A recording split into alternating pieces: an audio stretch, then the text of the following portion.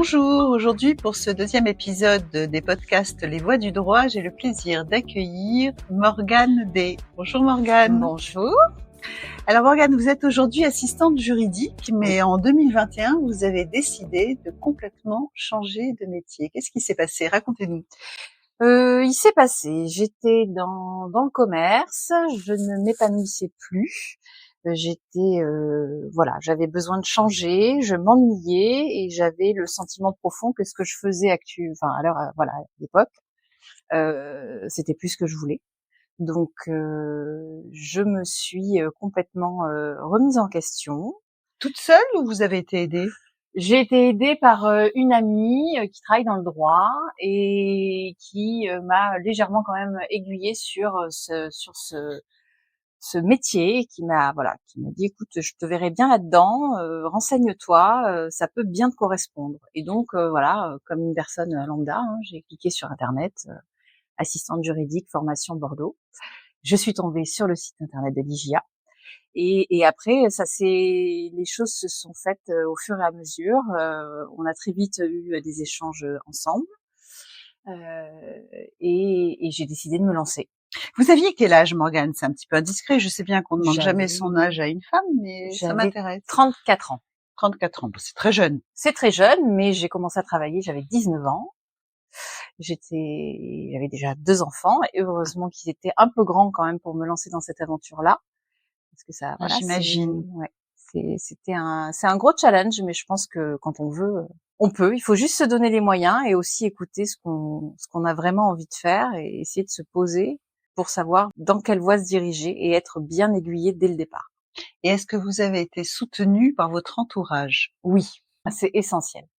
J'ai été extrêmement bien soutenue, d'abord par mon mari qui, je pense, a très bien vu que j'étais en train de dépérir complètement dans mon boulot et qui m'a incité à changer. Et voilà, c'est des grosses périodes de transition où c'est important d'être accompagné, et puis soutenu par toute ma famille, mes amis en règle générale, et mes enfants aussi qui je pense que c'était aussi bien qui voient leur maman changer complètement de voie, leur montrer que c'est tout à fait possible et que l'important c'est de se réinventer et d'être bien. Et avoir un boulot quand on a 20 ans, c'est pas une finalité.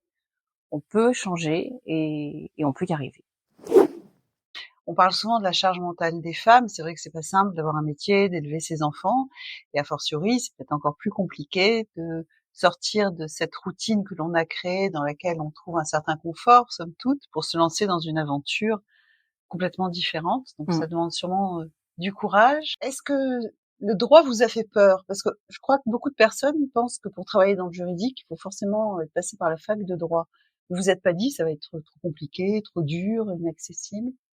Non, et je pense que heureusement que je ne me suis pas dit ça. Après, moi, le droit, ça m'a toujours attirée. Je sais pas pourquoi, je sais pas l'expliquer.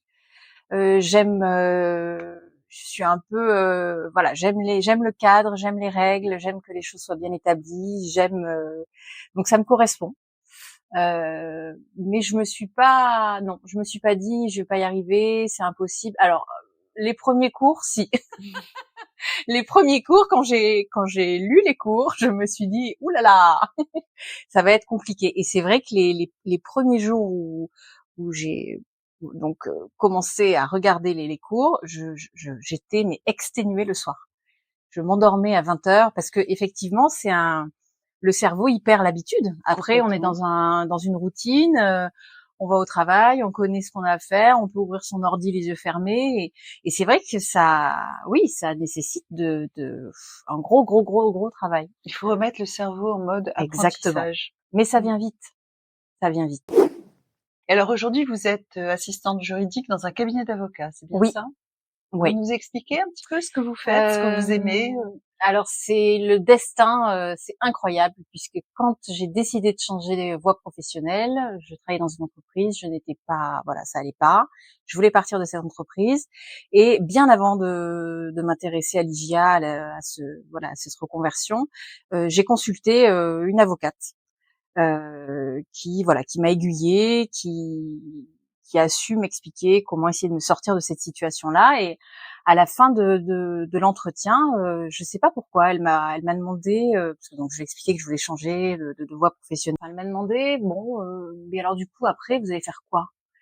Et j'étais déjà partie sur cette idée-là de l'IGA, mais j'étais pas du tout inscrite. Voilà, c'était comme ça, on discutait. Voilà, et elle m'a dit bah tiens, c'est super.